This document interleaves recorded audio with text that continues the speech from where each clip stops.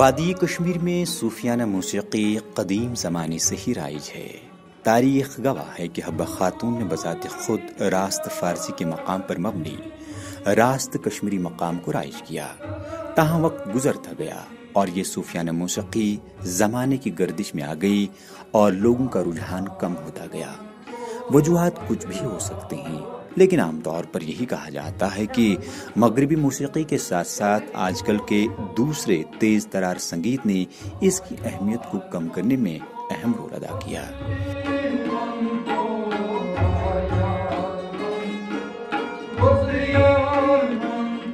تاہم اس صنف کی اہمیت اور افادیت کو سمجھتے ہوئے یہاں کی نوجوان نسل نے بھانپ لیا کہ اگر آج ہم اس کی قدر یا آبیاری نہ کریں تو یہ صنف ہمیں تاریخی کتابوں میں ہی ملے گی۔ اسی جذبے کو مد نظر رکھتے ہوئے وادی کشمیر کے چند ایک مقامات پر یہاں کی نئی نسل صوفیانہ موسیقی کی اور راغب ہو رہی ہے۔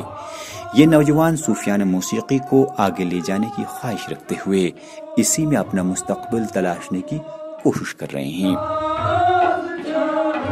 ایک گرو ہے ہمارا محمد اسماعیل بٹ، اس سے میں نے پہلے 6 سال کا تھا تب سے میں نے یہ سیکھا۔ پھر میں نے music and fine art join کیا، وہاں میں ستار بجاتا تھا۔ اس کے بعد میں نے پنجاب میں ستار سیکھا۔ ہم اس کو پروموٹ کرنا چاہتے ہیں کیونکہ یہ تھوڑا بھی بچا ہے ہمارے کشمیر میں، کیونکہ تھوڑی لوگ ہیں جو اس پہ کام کر رہے ہیں۔ ہم چاہتے ہیں کہ اس کو آگے لے چلیں کیونکہ یہ ہماری وراثت ہے صوفیانہ میں، یہاں کی کلاسیکل ہے کشمیر کی، ہم اس کو آگے لے جانا چاہتے ہیں۔ اگر چاہیں مطلب لوگ چاہیں یا گورنمنٹ چاہیں تو یہ سیف رہ سکتا ہے۔ میں ستار بھی بجاتا ہوں، سنتور بھی اور ساز کشمیر بھی۔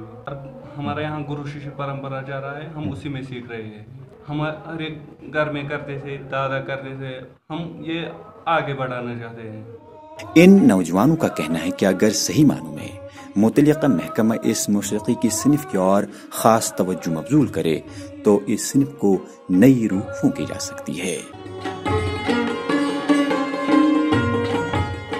ہمارا استاد ہے سر محمد اسماعیل بٹ صاحب، اچھا، ہمارے گاؤں میں اسی سے سیکھا۔ یہ ہمارا ٹریڈیشنل ہے، یہ ہم برقرار رکھنا چاہتے ہیں۔ ضرورت اس امر کی ہے کہ متعلقہ محکمہ اس موسیقی کی قدیم صنف کو بچانے کے لیے اہم اور ٹھوس اقدامات اٹھائے تاکہ اس وراثتی فن کو نئی نسل تک پہنچا کر اس کی شناخت کو برقرار رکھا جائے۔